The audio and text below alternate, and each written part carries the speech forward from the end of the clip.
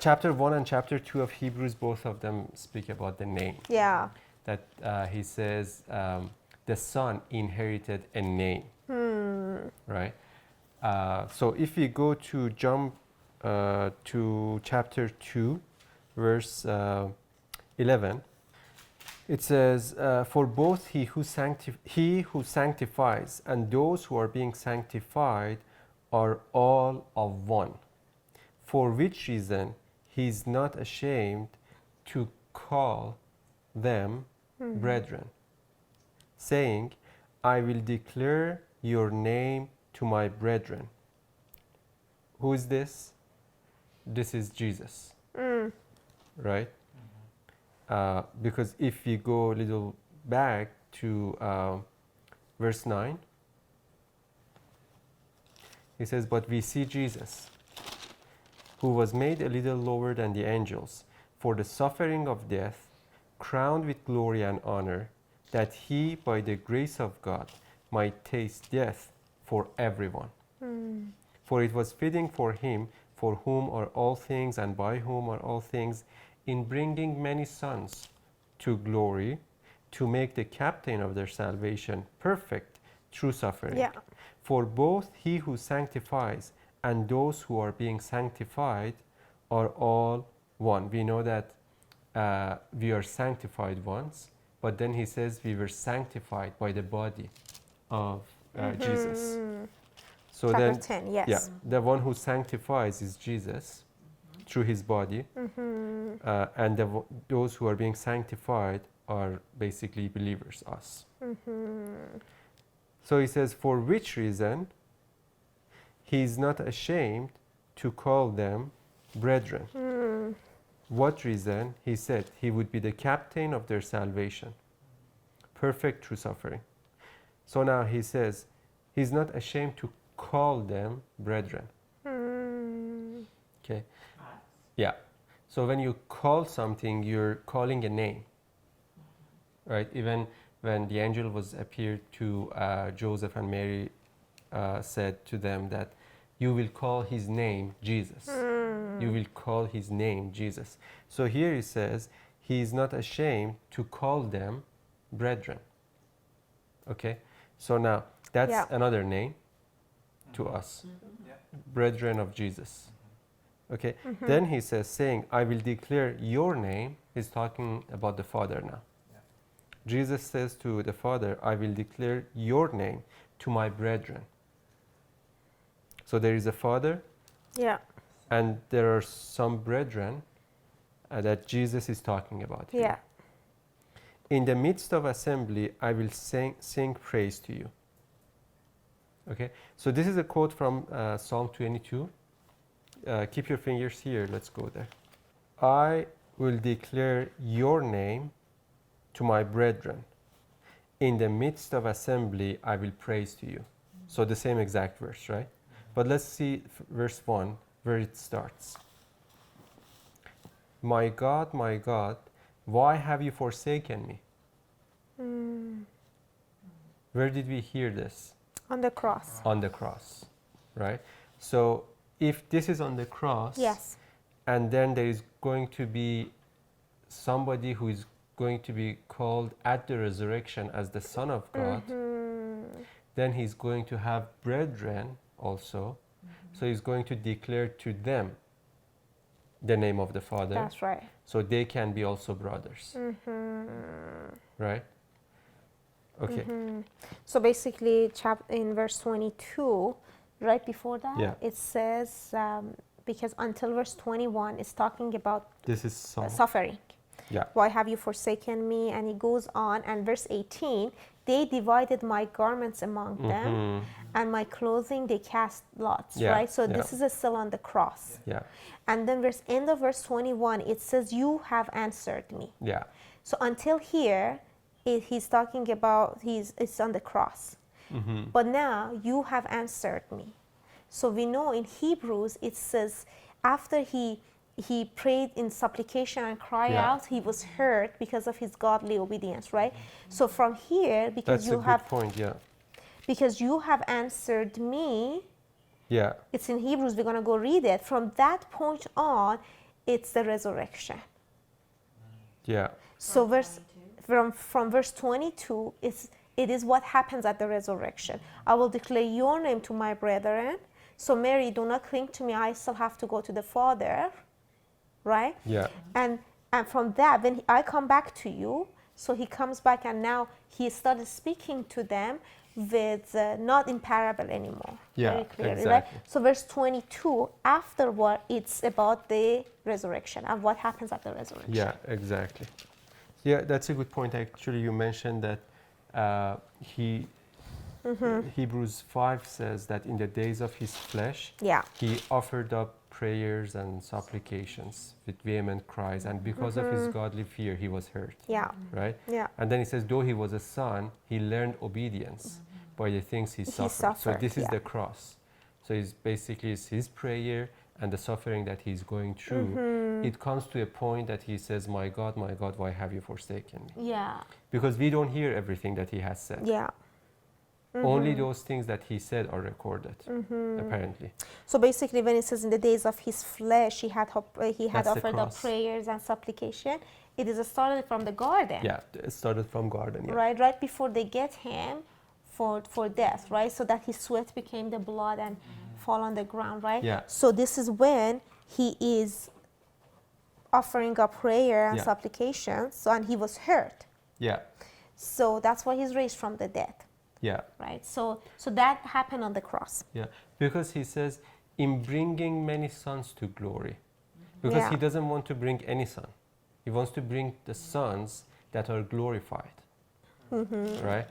That's why he says, even him was perfected through suffering. Yeah.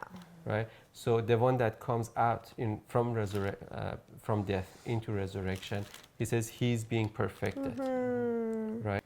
Remember, Jesus came to John the Baptist and he said, baptize me, and he said, you should baptize me. And he said, no, this is so that the righteousness might be fulfilled, baptize me. But he uses a term, he says, for it is, some translations say necessary, but actually it's the word, it is fitting.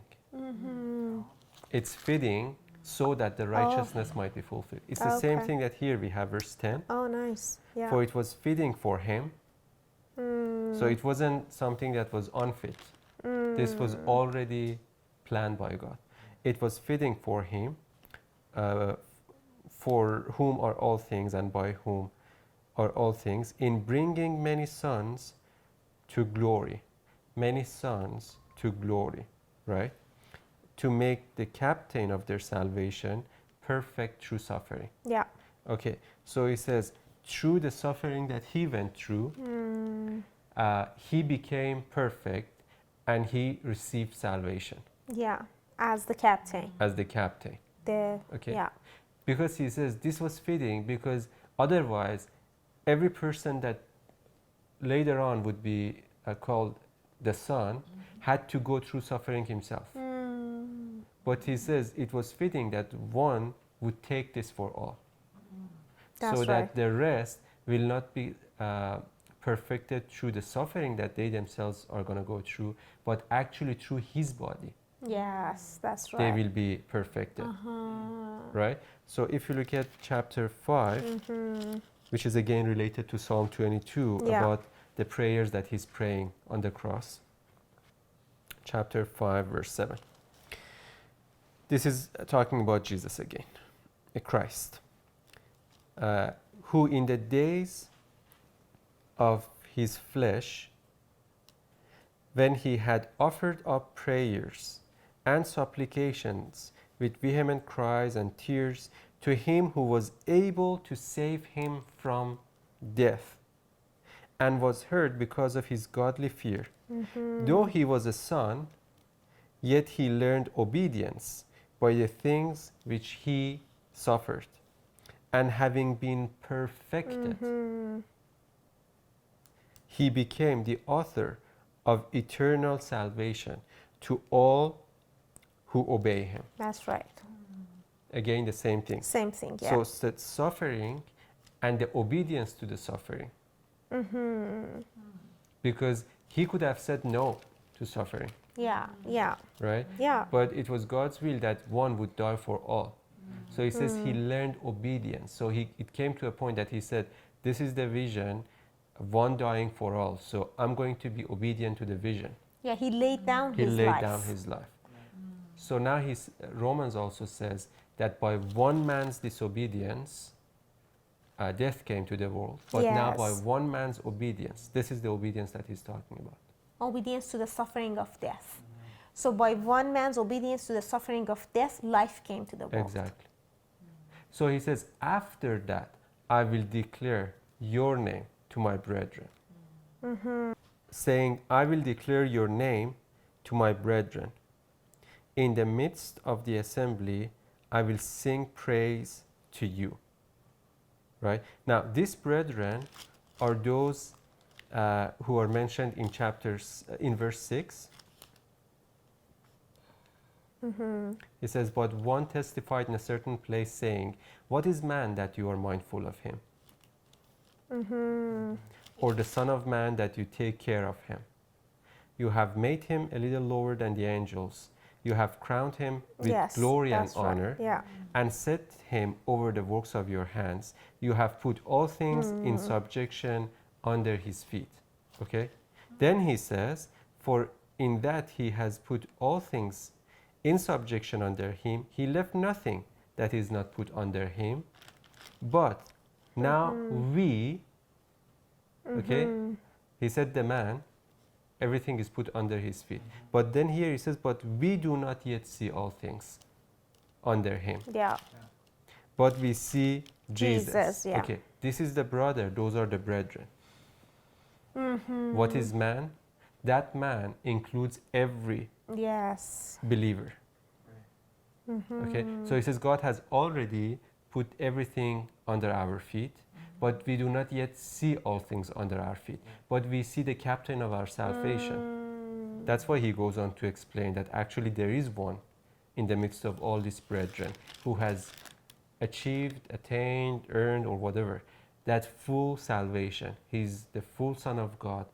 Nothing can come against him. Death has no power over him, and he's in that position. Right? So now he says when he comes in the resurrection, he will declare his name To to the them brethren. so that they can be glorified. That's John 12 And John 17. and John 17, verse 6. I have manifested your name to the men, the brethren, yeah, whom you have given me out of the world. They were yours.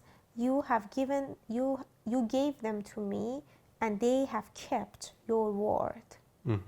Who the brethren who have kept the word, right? Now they have known that all things which you have given me are from you. So the name that he gives, makes all things. right? So makes known all things which he has given him. For I have given to them the words which you have given me, and they have received them and have known surely that I came forth from you, and they have believed that you sent me. Let's go to verse 11. Now I am no longer in the world, but these are in the world, and I come to you, Holy Father. Keep through your name those whom you have given me, that they may be one as we are. Your So name. through the name we are one as he is. And we are kept. And we are kept as one, right? And the next verse, verse 12. While I was with them in the world, I kept them in your name. Those whom you gave me, I kept. And none of them is lost except the son of perdition, that the scripture might be fulfilled. So through his name, we are kept as one. And Yeah. then he says, what is this one? I am in you, you are in me. Right? Yeah. So Yeah, exactly. Because if you want to say, here we saw that verse 6, he says, I have manifested your name, right? Verse 4 says, I have glorified you on the earth, right? I Yeah. have glorified you on the earth. And then it says, I have finished. Actually, the word finish is perfected. Yeah. So he became, after the suffering, right? The author, he became perfect. Yeah. This is the last two things that Jesus said before being basically Right. Yes. arrested. The world has not known you. So Jesus is talking to the Father and he says, the world has not known you, but I have known you. These have known you. Yeah. These have known that you sent me. So he says to the Father that the world hasn't known you, those who are outside. These who are with me, they just know that you sent me. Okay? Yeah. So verse 26, and I have declared to them your name. This is what we read in Hebrews 2. I have declared to them your name and will declare it. Okay? That the love with which you loved me may be in them and I in them. These are the last words that he speaks Yeah. before being arrested. So again, so he doesn't, first of all, verse 25, he says, O righteous Father, the world has not known you, but I have known you. Okay? But about the disciples, he says, these only have known that you have sent me. It doesn't say these have known you. Yeah. Okay? So he says, and I have declared to them your name. Right? And will declare it.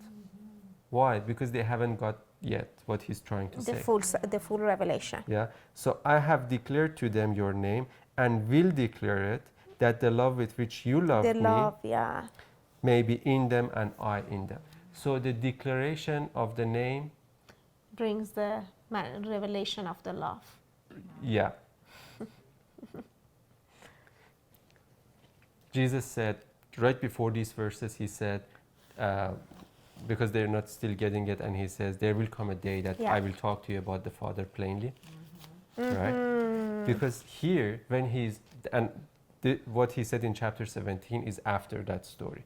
So he says, Father, the world has not known you, but I have known you. But these also have not known you. They just know that you sent me. That's why they say, show us the Father. And what did he say? Have I been with you for such a long time and still you do not know me? Yes. Right? And still they don't get it. So he says, that's why I need to declare the name of the Father constantly to you. Right? So the more I declare that name to you, then you will have more understanding, more understanding, more understanding. So he says, I have manifested your name. How did he manifest the Yes. name of the Father? Yeah. Chapter 17 again, verse 6. I have manifested your name. I have glorified your name. Can I say something Yeah. in the bracket? The word manifested is the same word as appearing. Yeah. When it says Jesus appeared to them after the resurrection, it's actually here appeared in a physical form, right? So he says, I manifested your name in physical form. Yeah. It's not a revelation in your mind. You see, and what you see and touch is actually the name. Yeah. Because he's trying to say the way that you're going to see the Father is actually when his word becomes flesh That's right. in you. Because that's how God glorified. He says, I have glorified your name. Okay. God is a spirit. Right? So and he says, no one has seen God at any time. The only Son who is at the bosom of the Father, That's he right. has declared him Yes. to us. How? By just being him. Okay? So now, whenever he says, I have glorified your name, especially book of John, he says this was the first time that he, by turning the water into wine, that he showed his glory. His glory. How? By doing the work of the Father. So the name of the Father was glorified in human flesh by being the exact same one that is in spirit. That's right. Right? So now he says, they say, okay, now show us the Father. He says, see, standing in front of you. Are you the Father? He says, you haven't yet got the message that I'm the Son of God. Yeah. How can you understand that I'm the Father? Right? Because all that they see is flesh. And they don't understand that he comes from a spirit realm. Yeah. He came from there and now he's manifested. So now he glorified the Father on earth. That's exactly what he says. He says, I have finished the work one man showed you on earth. So now if you go John 12. So John 12 is basically, this is a scene that some Greeks come to his disciples and they say, we want to see not the Father, Jesus. Jesus, yeah. We want to see Jesus. That's right. And Jesus says, this is what he says. So he doesn't say, okay, let me go and talk to them. This is the answer that he says. John 12, verse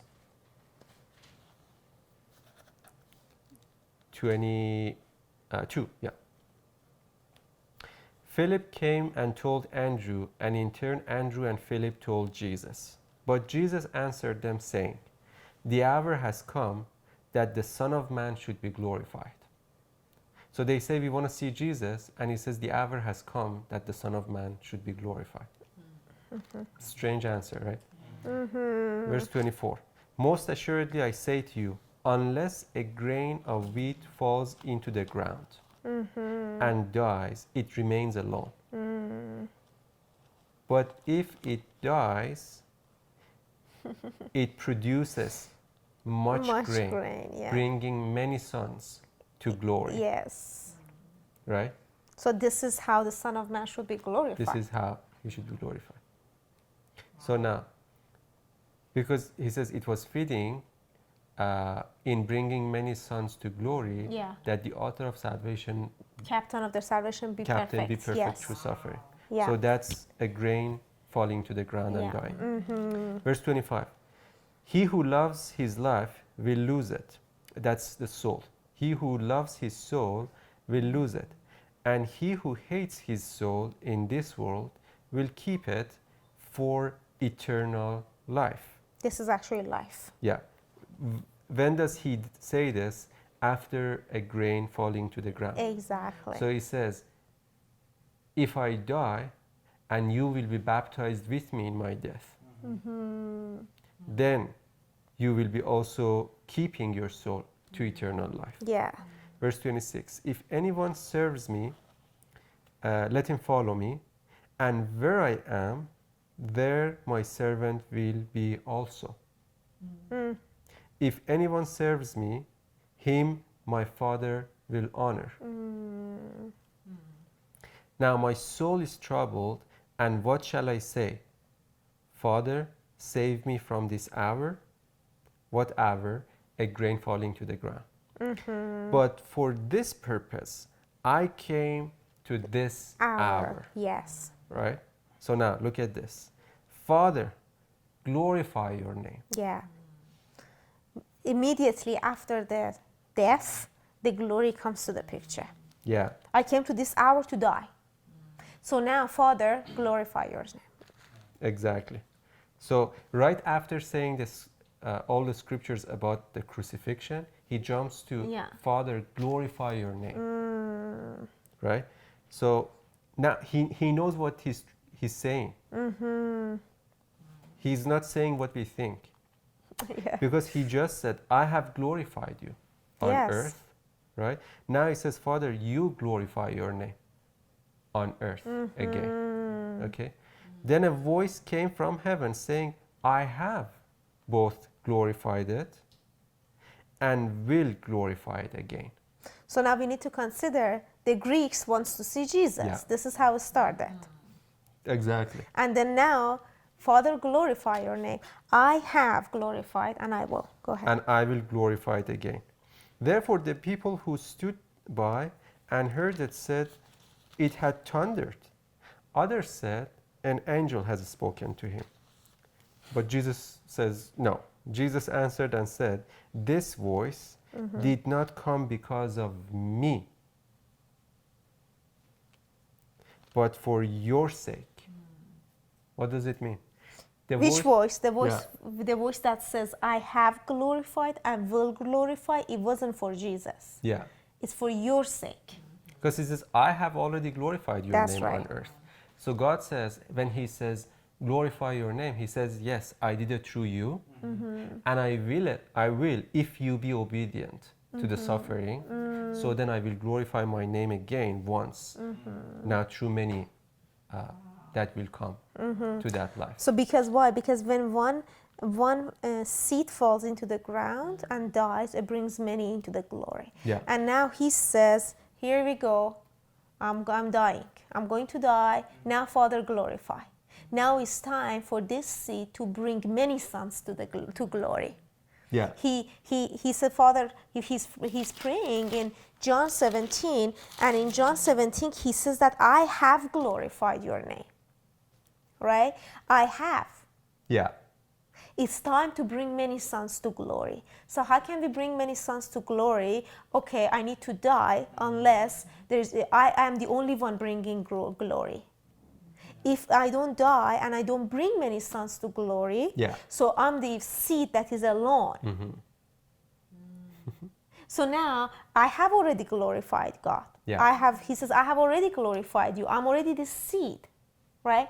So now we need to bring grains and many sons to glory. So it's time to bring the sons to the glory. Exactly. So what do I need to do? I need to die because the seed needs to die to bring many sons to glory. Yeah. So Father, glorify your name. Yeah. Right? Because they say we want to see Jesus, and he says basically, no, I can't go on this way anymore.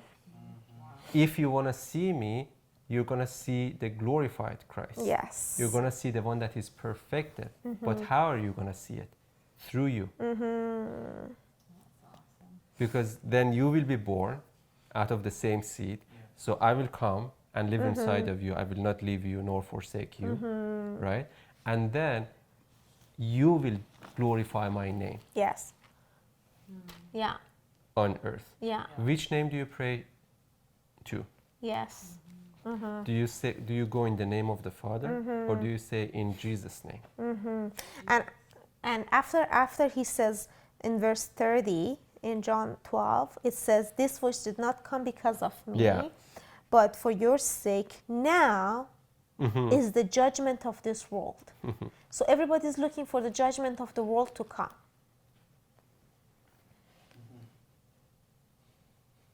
Now is the judgment of this world. So the judgment of the world has come. Let's see when. What is he talking? He's talking about a grain that needs to die and bring many sons to glory. That's the judgment of the world. Yeah. So now is the judgment of this world. Now, the ruler of this world will be cast out. This is the judgment. Yeah. The ruler of the world needs to be cast out. Why? Because I'm dying. And we know that Christ is the end of the law.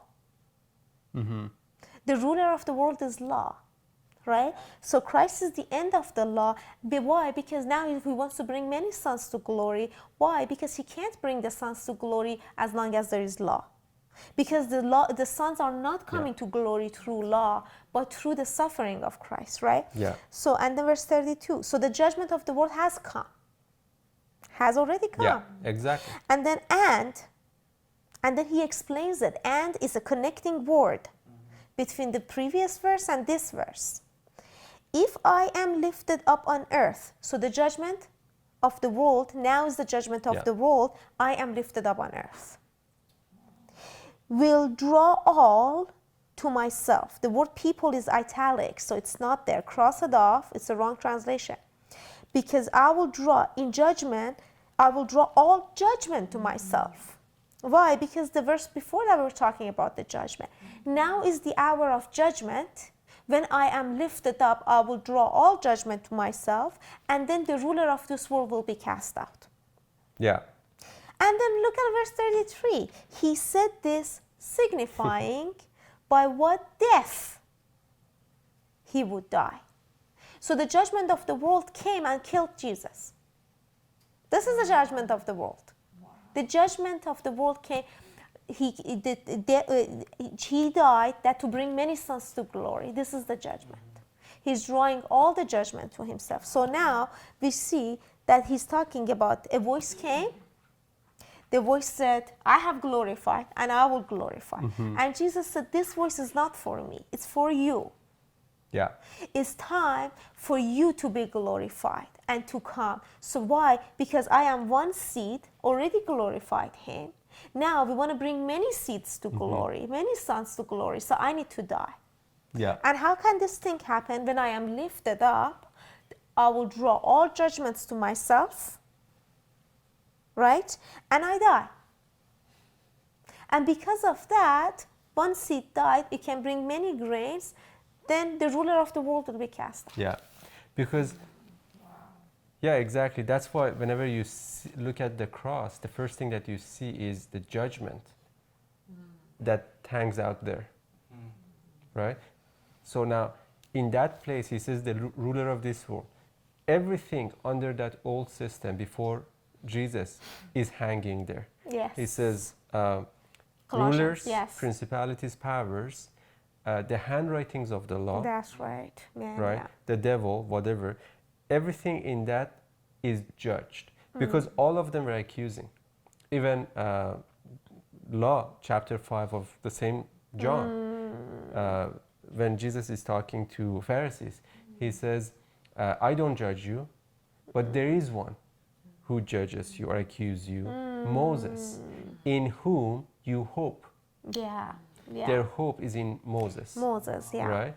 So now he says, actually, that is already, when I'm lifted up, I will take care of that.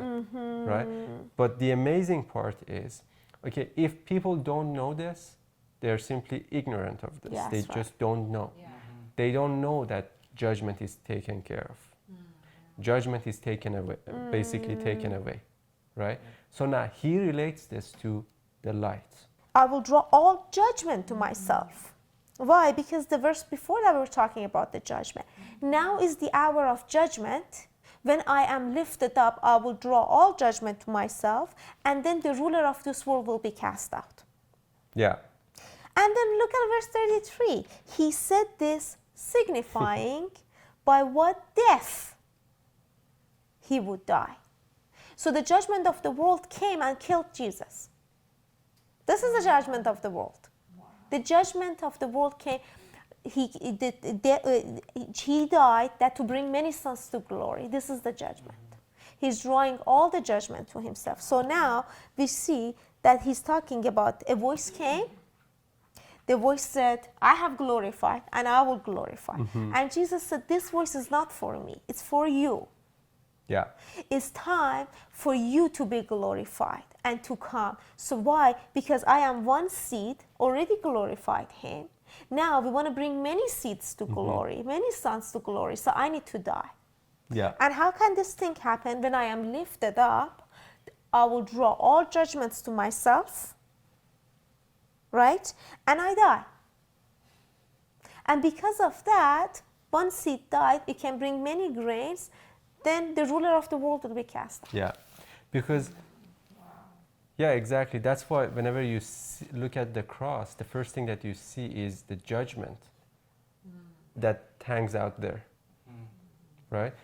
So now, in that place, he says the ruler of this world. Everything under that old system before Jesus is hanging there. Yes. He says Colossians, rulers, yes. principalities, powers, the handwritings of the law, That's right. Yeah, right? yeah. The devil, whatever. Everything in that is judged because all of them were accusing. Even law, chapter 5 of the same John, when Jesus is talking to Pharisees, he says, I don't judge you, but there is one who judges you or accuses you, Moses, in whom you hope. Yeah. Yeah. Their hope is in Moses. Moses, yeah. Right? So now he says, actually, that is already, when I'm lifted up, I will take care of that.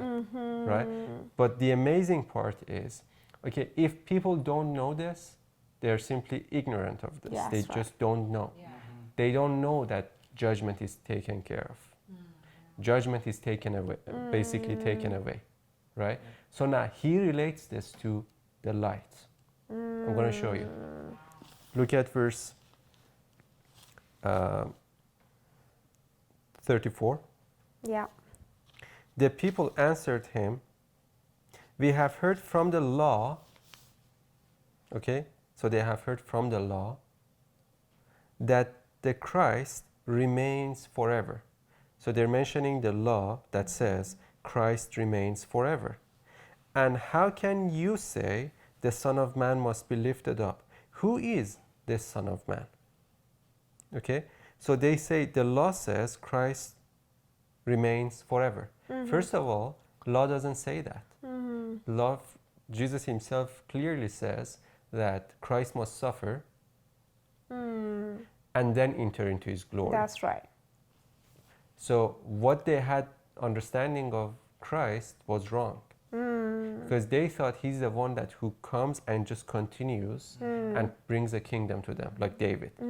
But they didn't know that actually he's going to be lifted up so to take away all the judgment and then remain forever. Well, basically, Christ means the one who suffered. Yeah, So this sentence is wrong, which is right, because what happened is Christ remains on earth is the glory that they are Glory. seeing, because the law and prophet wrote about the suffering and the glory, right?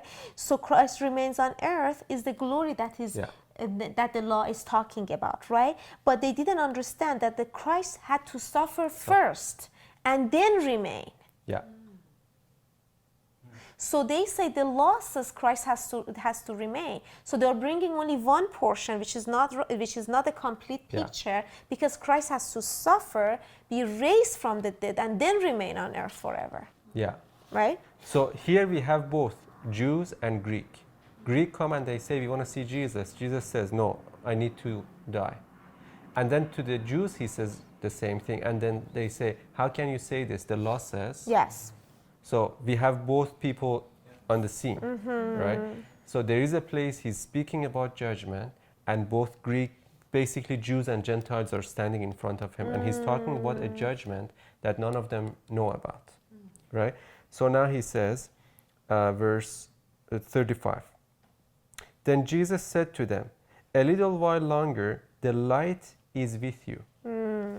Referring to himself, I am the light of the world. right? Yeah. Because they constantly quote from the law, Yeah. Yeah. and he's saying you don't understand what the law Yeah. is saying. Yeah. I'm here to interpret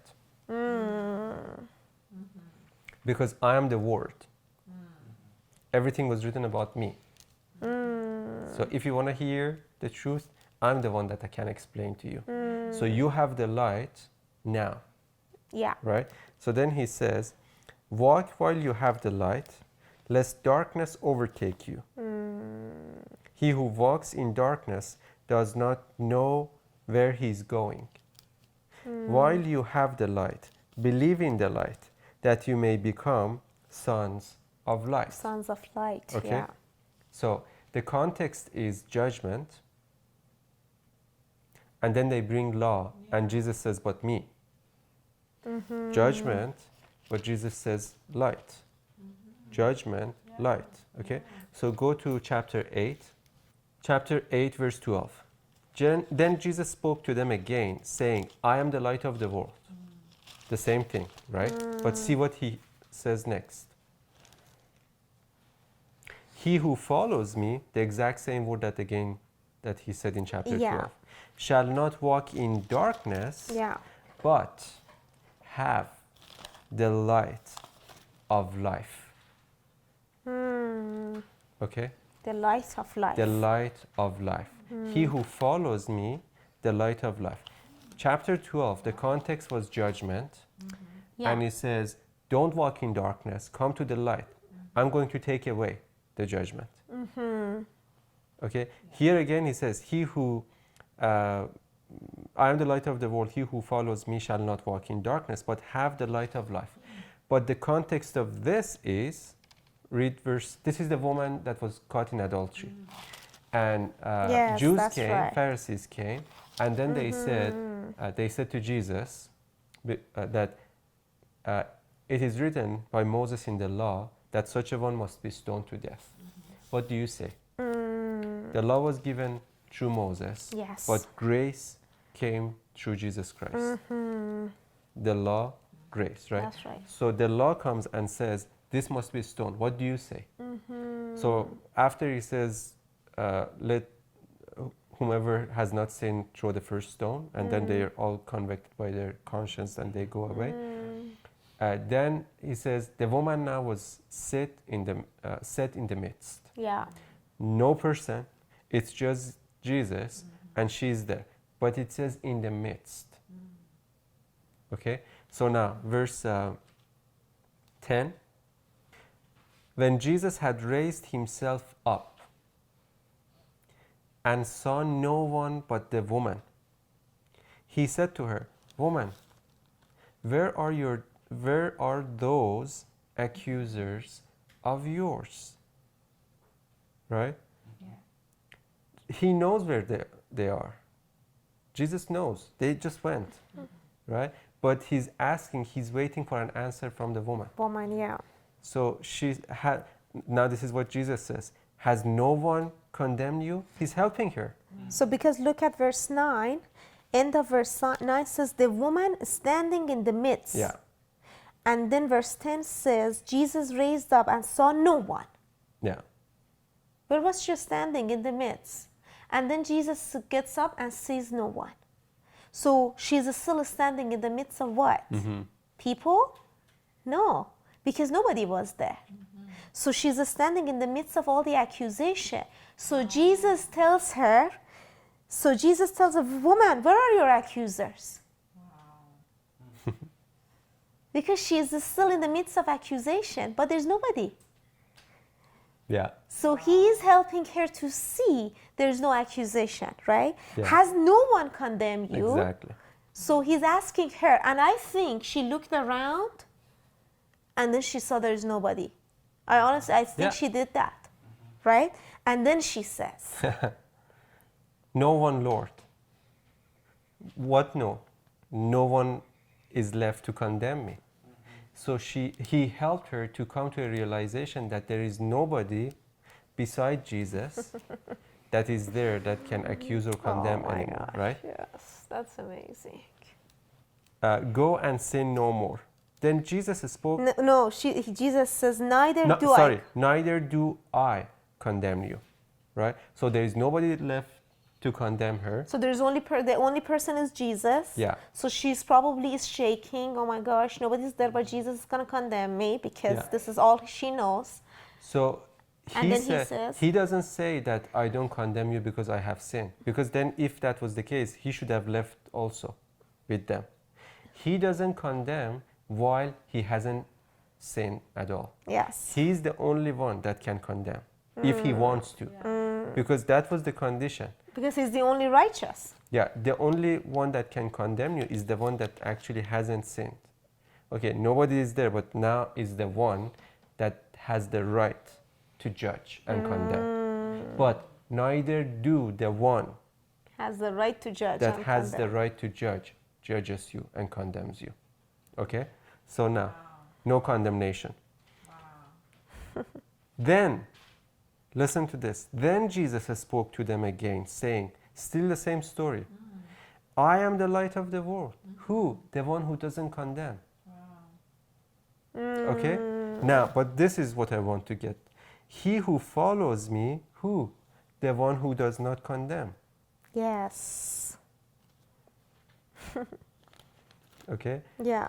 If you follow the one who does not condemn, which is the light of the world, then you shall not walk in darkness. What is darkness? If he is no condemnation. If Jesus is the light and doesn't condemn, what is darkness? Condemnation. But have the light of life in himself. Light of life. What is that? What the woman received.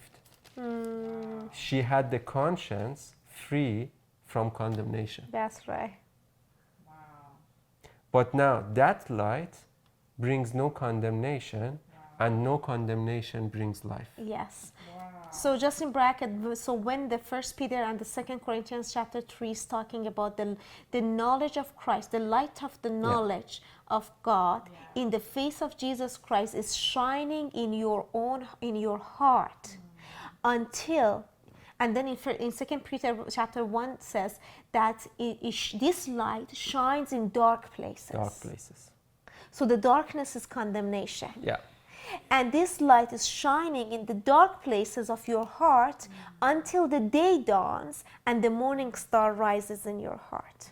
So what is shining? The knowledge of Jesus. Yeah. And even 1 John 3, verse 20 says, I'm just going to quote this from here, you don't need to turn to. It says, for if our heart condemns us, God is greater, the judge who has no condemnation, than our heart. He's greater than our heart and knows all things.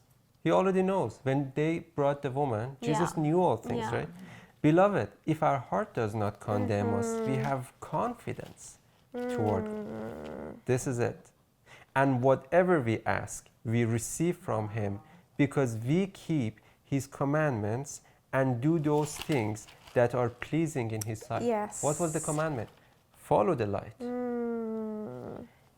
He who follows me shall not walk in darkness. So if there is no condemnation, then you can live free. And this is actually how the corruption came to the world in Romans chapter 1, that he was saying the man changed the glory of the incorruptible God to the glory of the corruptible man. Man did that. Why? Because their mind, their thoughts were void of truth and their heart became darkened. So the condemnation filled the heart of man, and that's why they hid themselves. The reason Adam hid himself after he ate the fruit because he was condemned. Yeah. He was immediately condemned. So his heart became darkened rather than the light to shine in his heart. So. Yeah. So the reason there is a death is because there is a condemnation. And the reason there is a condemnation is because there is a knowledge of good and evil. Okay? So death didn't just jump onto Adam. Yeah. It took 900 and some years to kill Adam. God wanted, He said, eat of the tree of life. Don't live by knowledge of good and evil, but live by life. So if you go out and you eat and you're condemned, but now I'm going to come and basically lose that life, I'm going to give you the light of life, which brings you back that life. Because when you ate from the knowledge of good and evil, you were condemned, right? And then you went into darkness and you walked in darkness, constantly in condemnation and eventually death. But now I have come to bring the light of life, no condemnation. So if you are not condemned, immediately you have life. Right? So now that's why Romans 8 says, there is therefore now no condemnation for who? Those who are in Christ Jesus. Yes, exactly. Right? Yeah. Who do not walk after the flesh, but Spirit, Christ. What was the flesh? The law of fleshly commandments. Everything starts from there. It's an obligation to keep. It's fleshly commandments. So he says, if you don't keep those things, then you won't ever be judged because you haven't followed those rules and those rules don't apply to you. So who is going to judge you if you don't even honor that? That's right. But if you honor me as I honor my Father, I tell you, I didn't come to judge. Right? But to save. So if you follow me, then you will have light. And there is nobody who can walk in the light and fall. It's crazy. He says, if you have the light, you don't then stumble. you will walk. Yeah. Why should you even think about stumbling? Why do you need something to tell you what to do when you already have become the truth Yes. of who He is? So then again we have to see the context of this, the name. Okay, he said, I will declare your name to my brethren. In the midst of the assembly, I will pray, I will sing praises to you. Right? So the brethren are those who are being perfected because he went through the suffering. Because it was fitting for him in bringing many sons to glory to make the author of their salvations perfect through suffering. Yeah. So if he went through the suffering, now he can declare the name. So he says, I have declared and will declare until they have that name fully glorified in them. Right? So now, in the context of John 12, he says, when the seed falls into the ground, it shall produce much fruit. Right? So, and then he said, walk in the light so you can become the children of light. So children, Yes. children. Sons of light. Yeah, Yeah. those who become children when he's resurrected. Yes. Right? So now Isaiah 53 talks about, starts by, who has believed our report. Right? So there is a report that then he goes on to say he was wounded for our transgression, Yeah. bruised for our iniquities, chastisement of our peace was upon him, and by his stripes we are healed. Right? So now go to 53. I want to show you something. So verse 53, verse 10. Yet it pleased the Lord to bruise him. He has put him to grief. When you make his soul an offering for sin, he shall see his seed.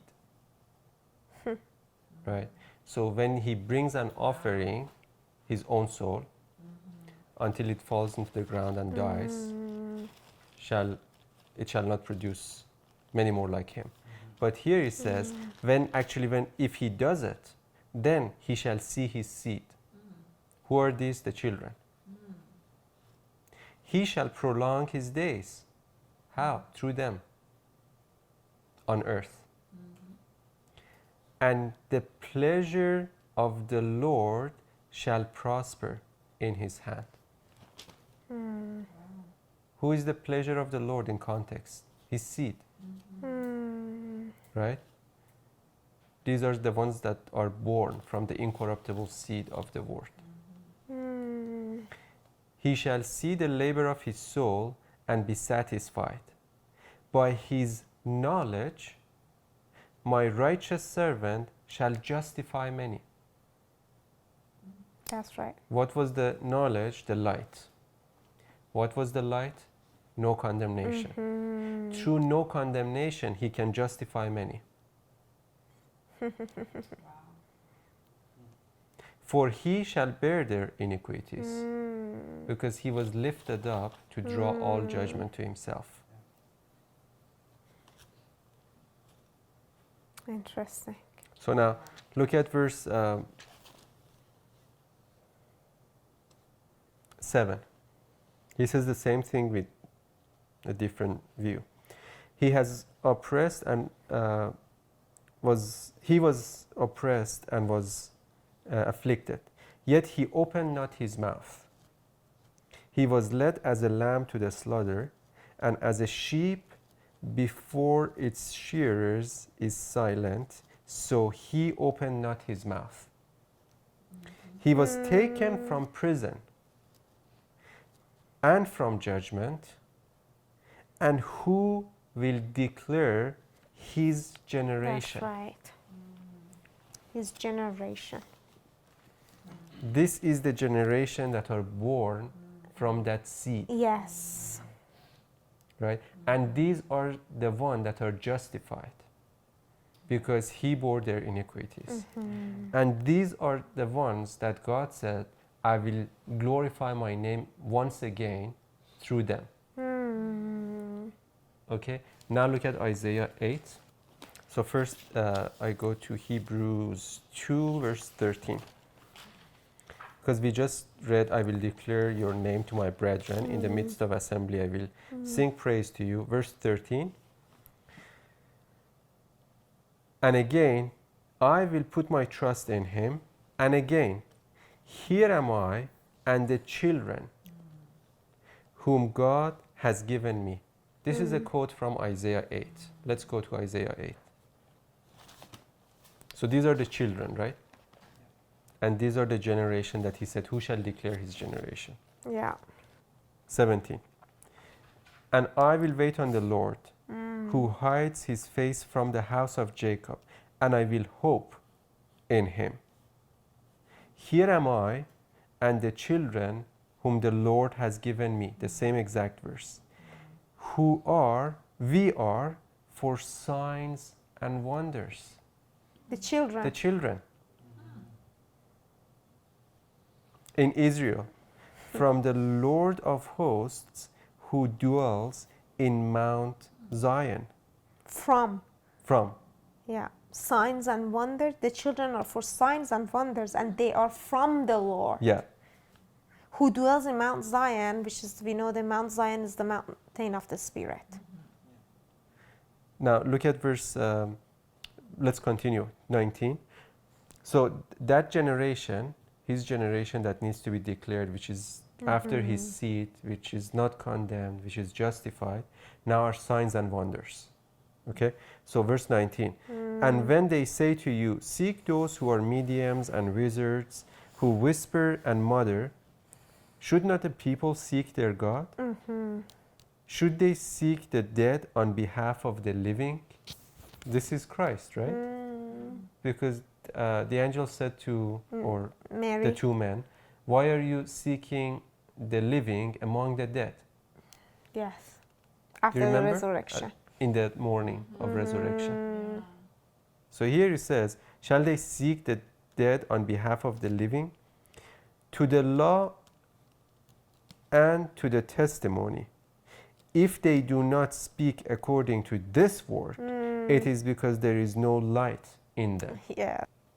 If anybody speaks not according to his generation, Yes. signs and wonders, Yeah. it's the seed that came after his crucifixion. It's because there is no light in them. Because they themselves are condemned. Yeah, there's darkness. Yeah. And that's why they bring the same thing over people. Yes, that's right. Greeks want to see Jesus. Jesus says, okay, so it's now time for the Son of Man to be glorified as a seed to fall on the ground and to bear many sons to glory, basically. And then, Father, glorify your name. The name is spoke from heaven. I have glorified and I will glorify. And Jesus said, this is not for me, it's for you. Yeah. So we need to see in the context, right? And then somebody comes and say, what are you talking about? Because the law says Christ has to remain on earth forever, right? And then Jesus goes to the light, right? So then Jesus said to them, verse 35, John 12. Jesus said to them, a little while longer, the light is with you. Walk while you have the light, lest darkness overtake you. He who walks in darkness does not know where he is going. And then he writes to Paul writes to the church of Thessalonians and says, you are not in darkness, you are the children of light. Yeah. So the day of the Lord is not coming to you as a thief. In the night. In the night. Be sober. So the day of you are not in night. So the day of the Lord is not coming as a thief to you because you are in light. Yeah. And then he links that to those who are sleeping. Exactly. Those who are in night are those who are sleeping. Yeah.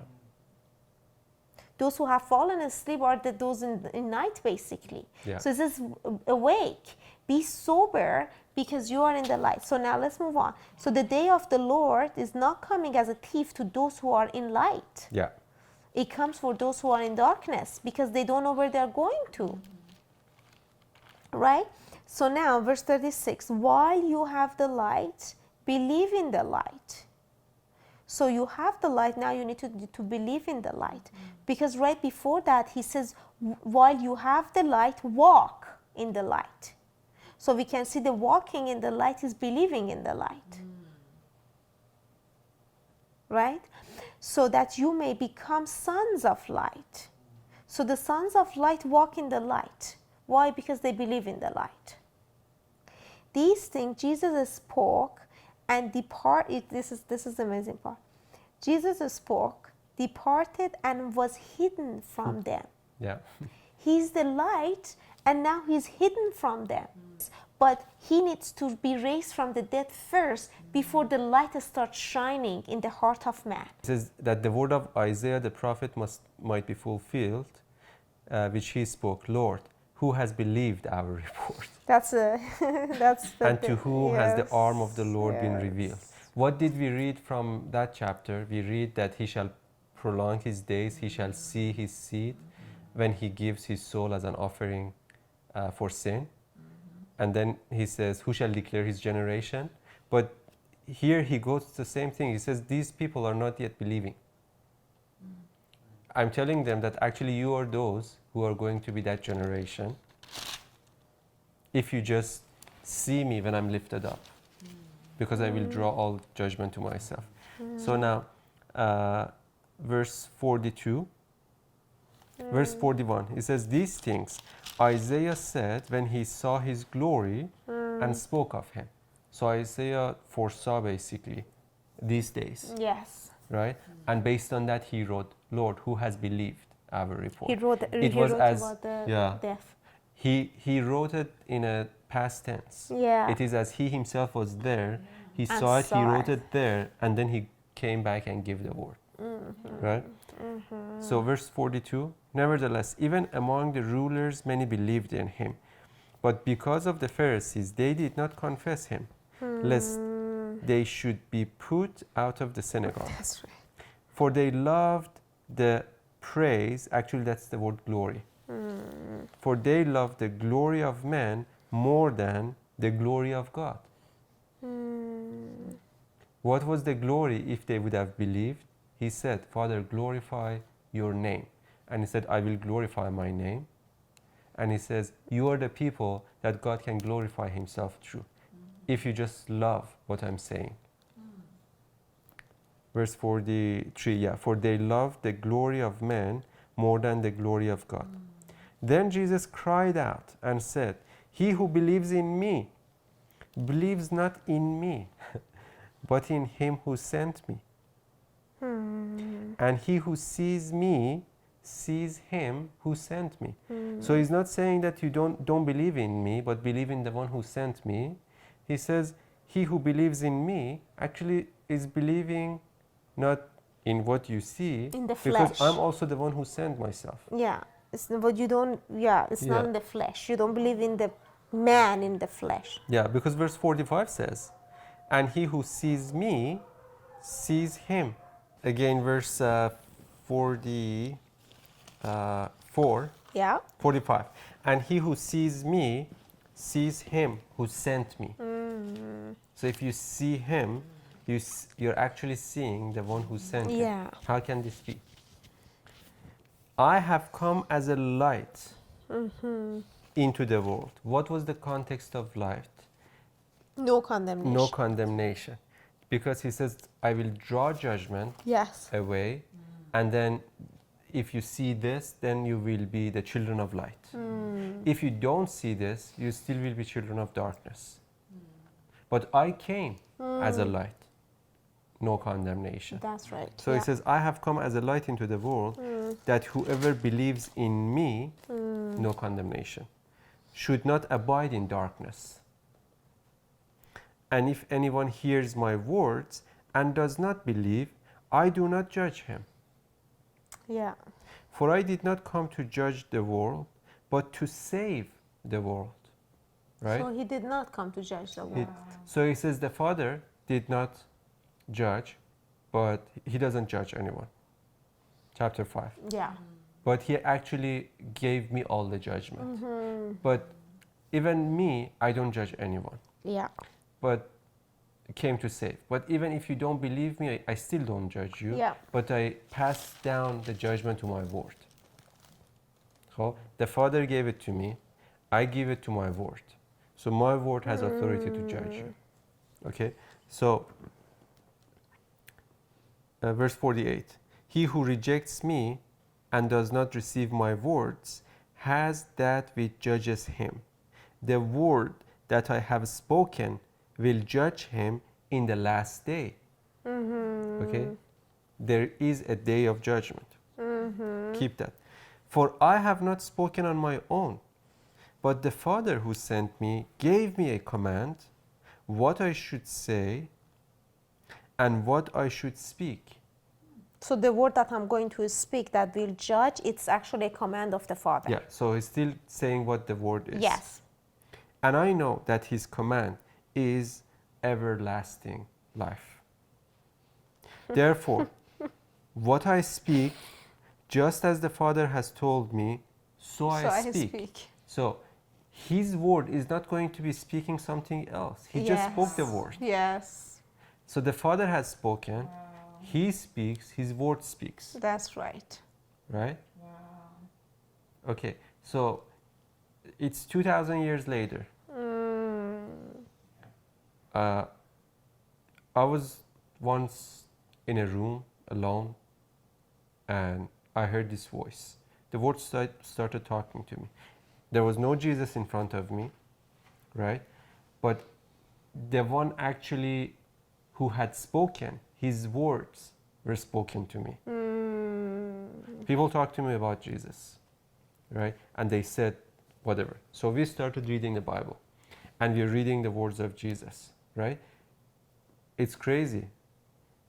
I felt no condemnation.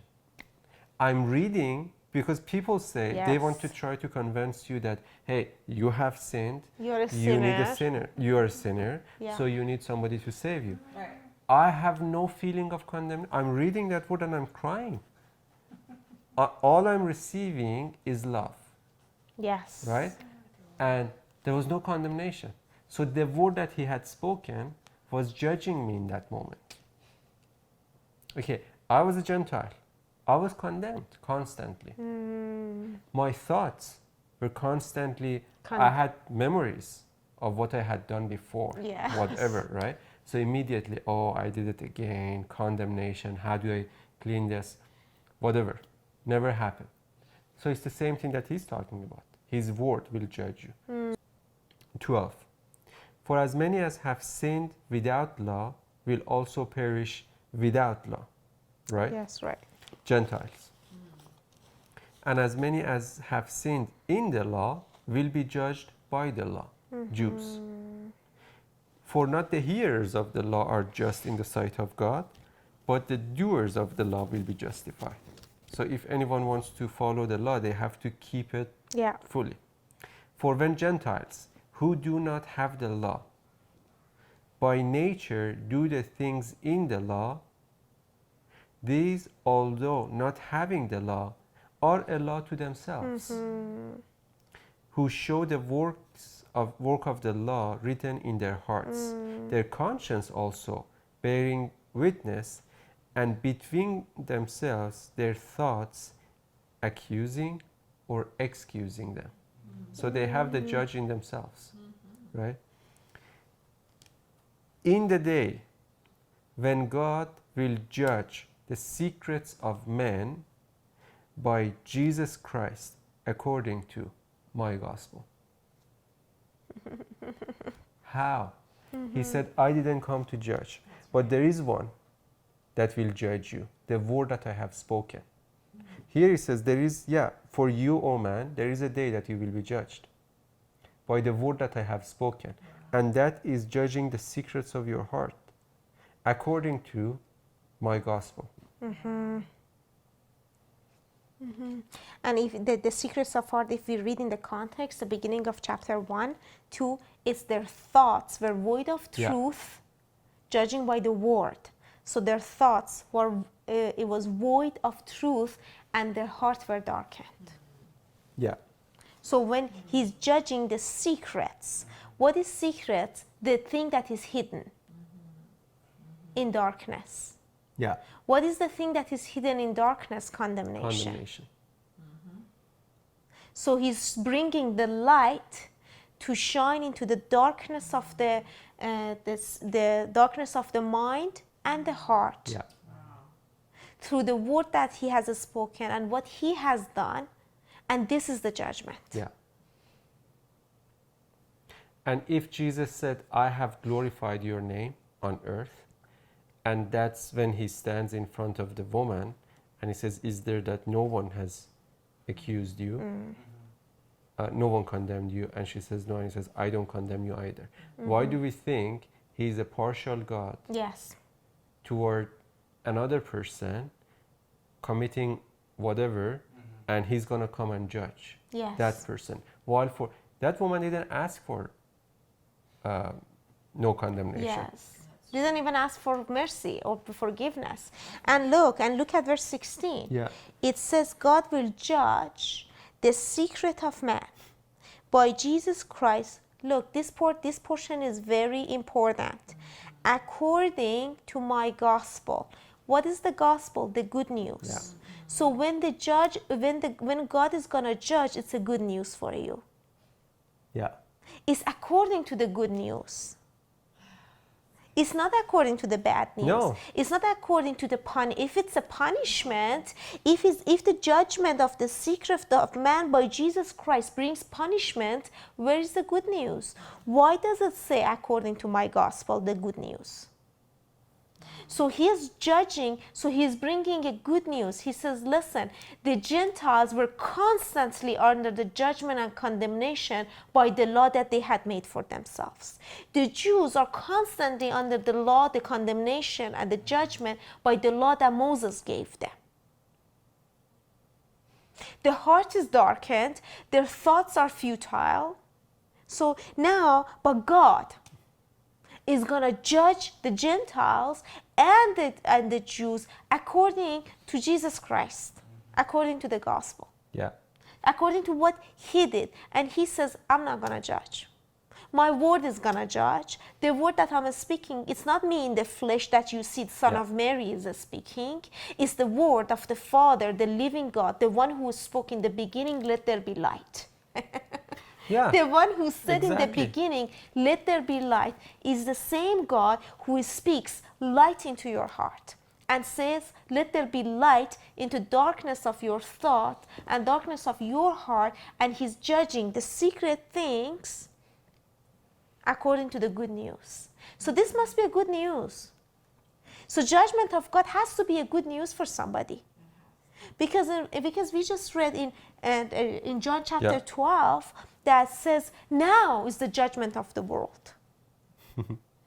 Right? So the judgment, when I'm lifted up, I'll draw all the judgment to myself. I'll draw the condemnation, the darkness, and everything that is hidden in your heart. I'm drawing it to myself. So he became sin, and God condemned that thing in the flesh.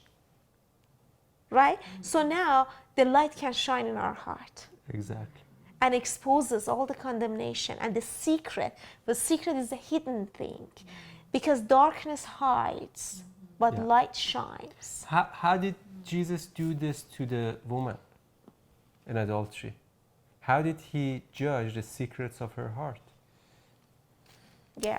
A voice, woman, is there that nobody left to condemn you?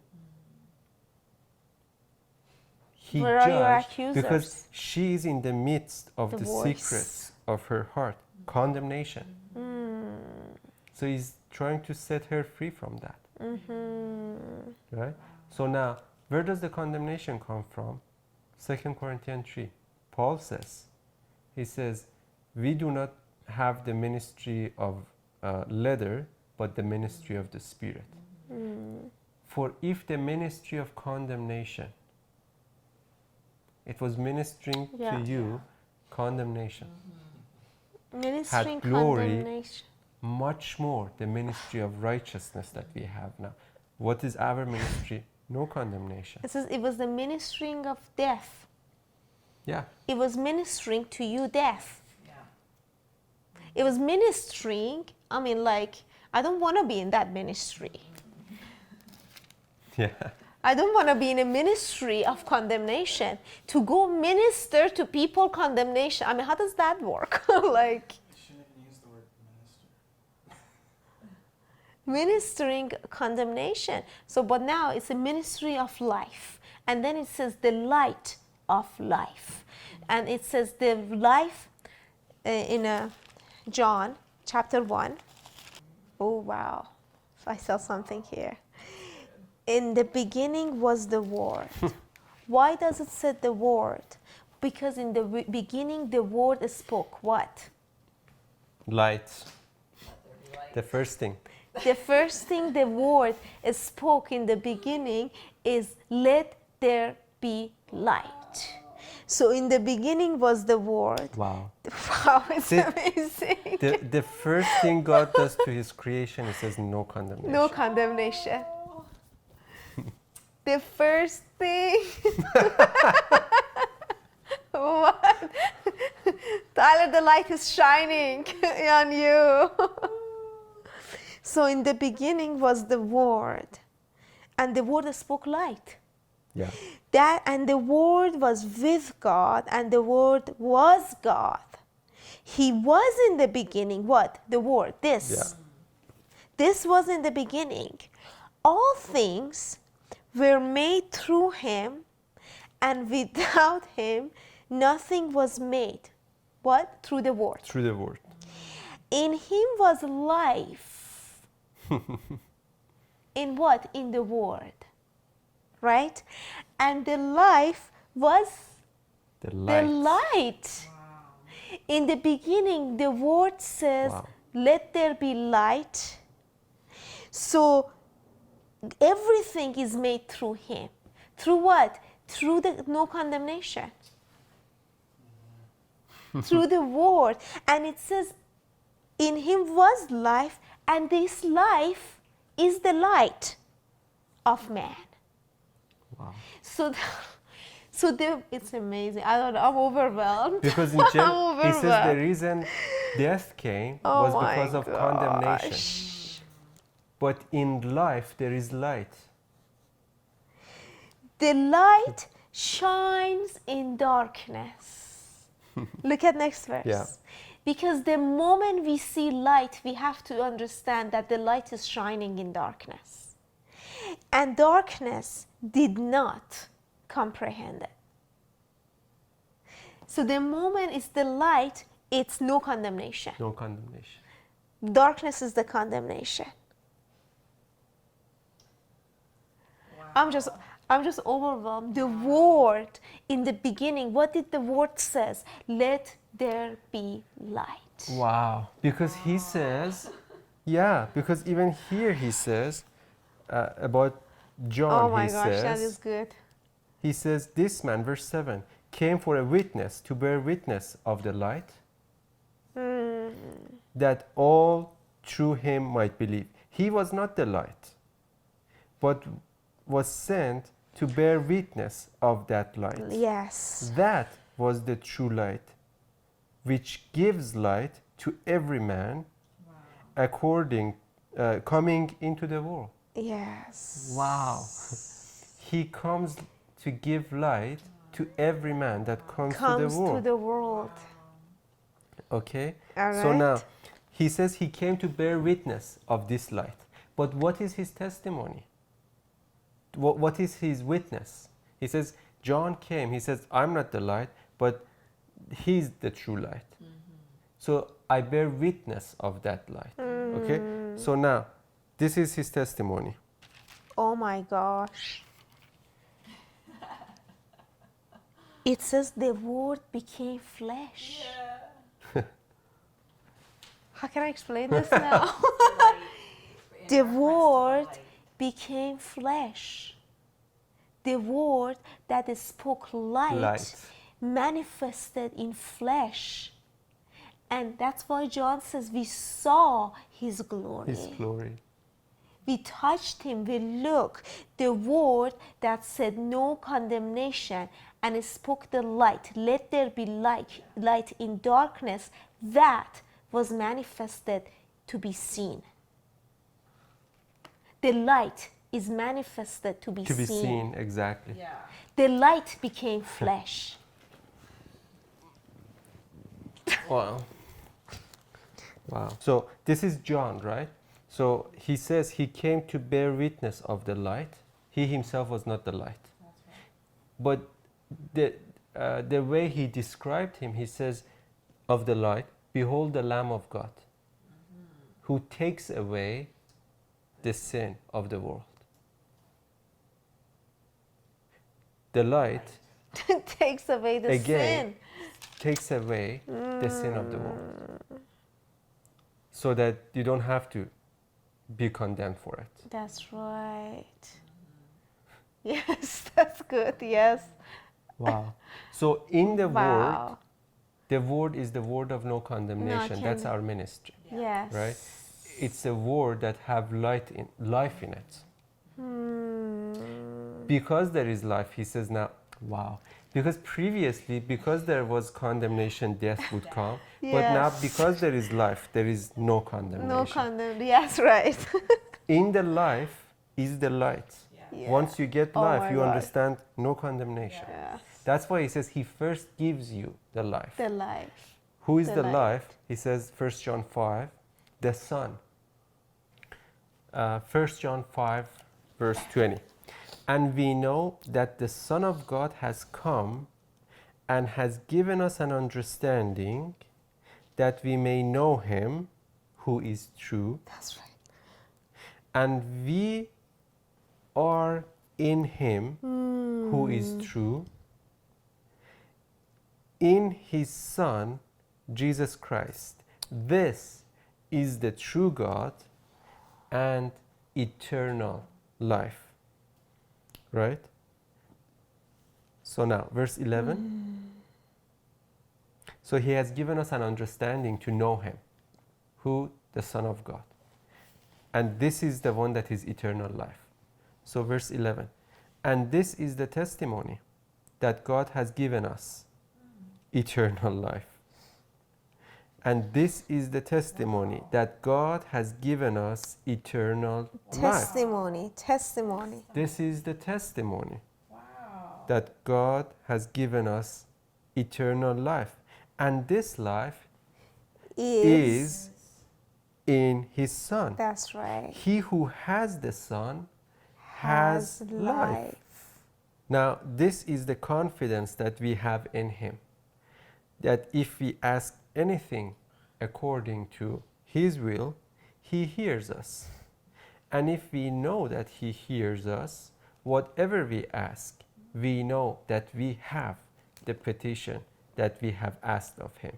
If your heart does not condemn you, meaning you have the light of life in you, Yeah. Whatever you ask. whatever you ask Of will be given. course, yeah. Here, if you have the Son who is the life Yeah, in you, yeah. you have the confidence. That- So if you lack confidence, don't try to bring your own sacrifices. Yes. Bring the Son The sun up. out. Yeah. Yeah. That's right. Let the sun shine. Yeah, Let the the sun light shine. of no condemnation. Let the sun shine in your heart. Wow. Now, the name of the Father, he says, Father, glorify your name. Right?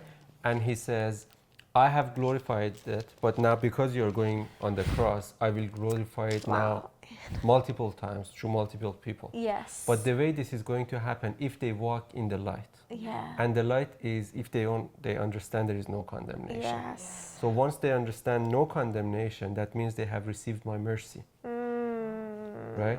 So if they have received my mercy, now they can come to the throne of grace boldly, because there is nothing Yeah. hindering.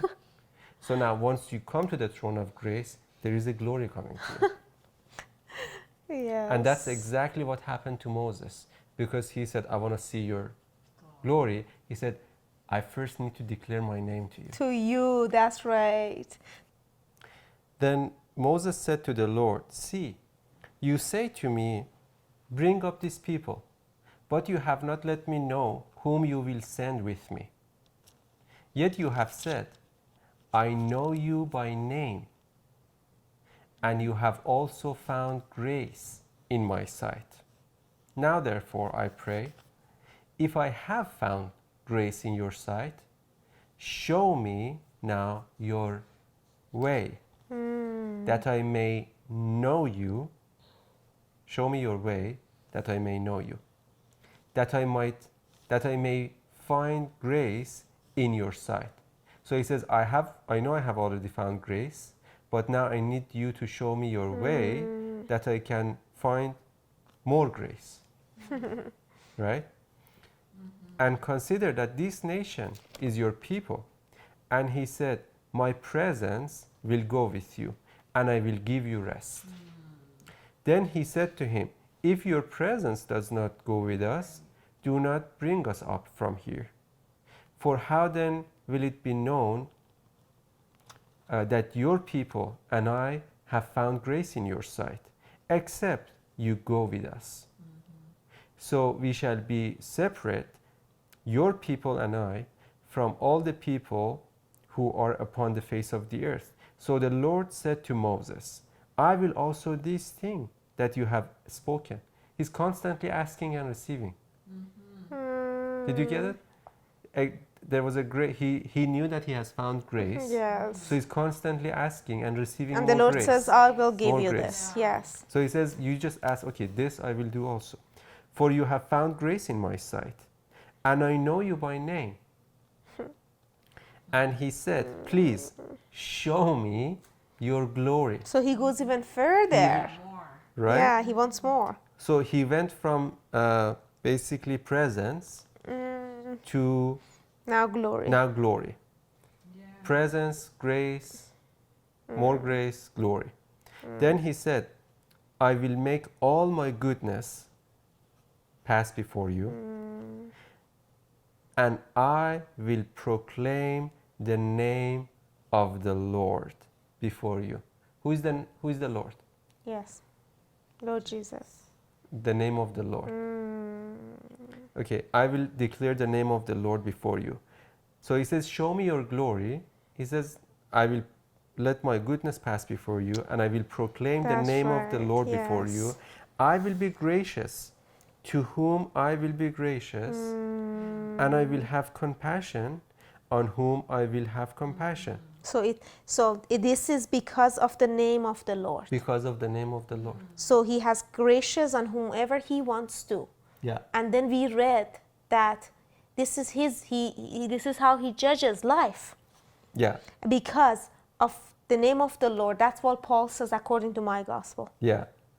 But he said, you cannot see my face. Yes. For no man shall see and Yeah. see me Yeah. and live. Yeah. Okay. This is Moses. So he says, I can't see you. God Yeah. says to him, you You can't see my cannot face. see my face. For no man shall see. Who is no man? The man that is under the generation of Adam. Yeah. Right? So to Moses, the law, representative of the law. As long as you are in the law, you cannot behold the glory of the Lord in a mirror because there is a veil. Because that So glory, this man under this system cannot see my face. because that glory that he was looking for, God said it's only in the name of the Name Lord. of the Lord. And the name of the Lord is not yet declared. Because Jesus said, I will declare your name. Your name, yes. To my This is brethren. just a foreshadow of what Yeah. was going to happen. And yet he received what a wonderful Yeah, encounter. amazing. Yeah. And the Lord said, here is a place by me, Yes. and you shall stand on the rock. Yeah. That's the place. So it shall be, while my glory passes by. Yeah. Because there was a glory that was fading away. So the right? the passing away glory. Yeah. So while my glory passing, so it's a passing away glory of the old covenant. Yeah. That I will put you in the cleft of the rock, Yes. and will cover you with my hand while I pass by. Yes. Then I will take away my hand, and you shall see my back, but my face shall not be seen. Right? So God was moving toward some place. So he says, all you're going to see is my back. But there is a group of people that are going to see my face. Because front. I'm moving forward. So we are not of those who draw back to Yeah. perdition, but those who look forward. Yeah. So now, chapter 34. And the Lord said to Moses, cut 2 tablets of stone like the first ones, and I will write on these tablets the words that were on the first tablets which you broke. So the first person who broke law was Moses. all the 10 commandments together. Yes, all the 10 commandments together in one shot. So be ready in the morning. But he's the one that actually has an understanding of grace there. Yes, seriously, yeah. So he broke the law and he's All going together for at more once. glory. So be ready in the morning and come up in the morning to Mount Sinai and present yourself to me there on the top of the mountain. And no man shall come up with you, and let no man be seen throughout all the mountain. So just quickly, here says, you shall see my passing glory, Yeah. the glory that passes, bring me 2 tablets of stone. Paul writes in the 2 Corinthians that the law on the tablet of stones, it was a passing away glory. Glory, yeah. Where did he get it? From here. Yeah, Right? exactly. So it's a passing away glory that you see only the back of the Lord, Yeah. not the face-to-face glory. So because there is a veil, right? Okay. Now, and he calls that the ministry of condemnation. Yeah. Right? Verse 5. Now the 4. Lord, I jumped to. Oh, sorry. 5. Now the Lord descended in the cloud, coming on the cloud, and stood with him there and proclaimed the name The name. of the Lord. Yes.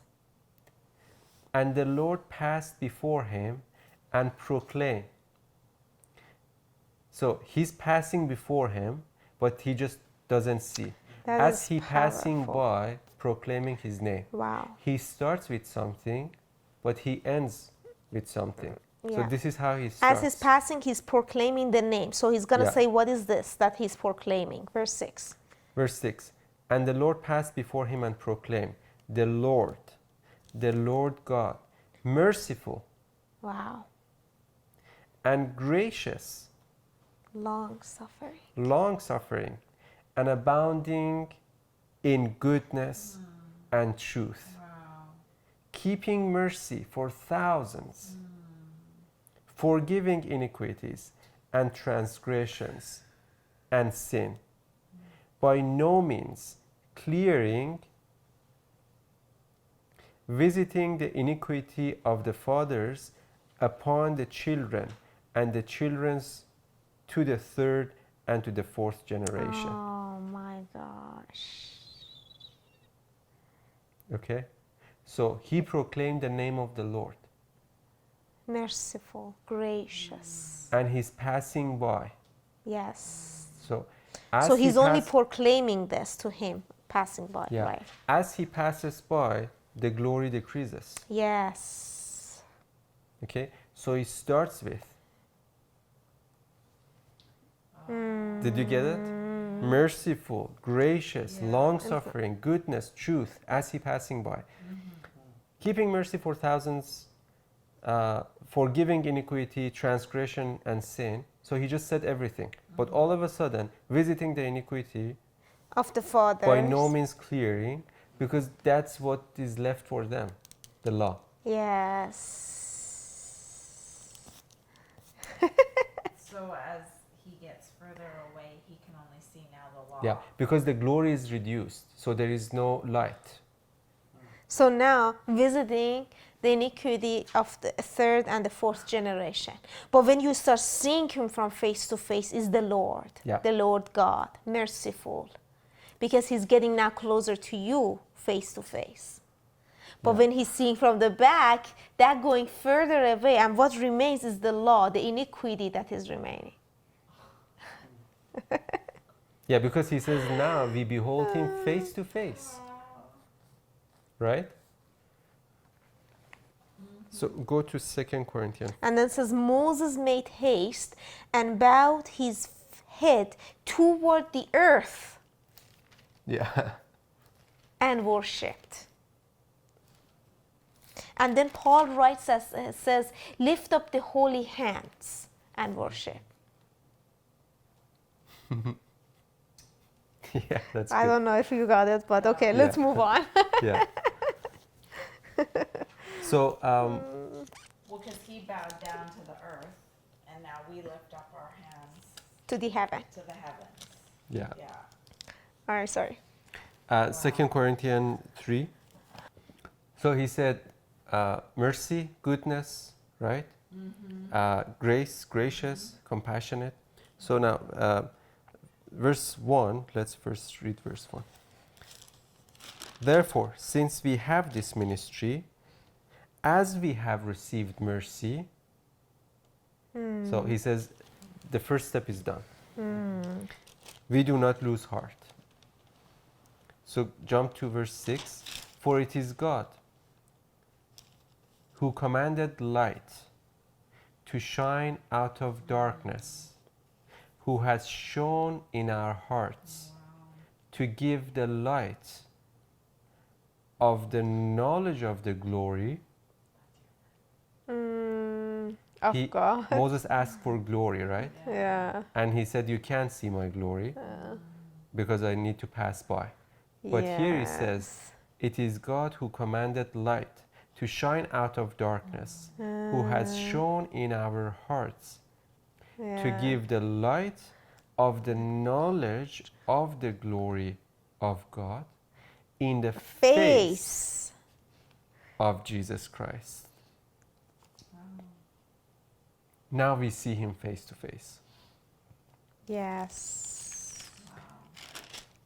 Through the light of the knowledge of the glory. It starts by no condemnation. And if you have enough confidence, like Moses, to say, okay, may I ask for this now? Then you move toward the fullness of this glory. Because he says, I know I have found favor in your eyes. Why should I not have more? Yeah. Show me this, show me that. Isn't it amazing? He goes to glory. He he's brought just- law, but he had the revelation Yeah. of grace.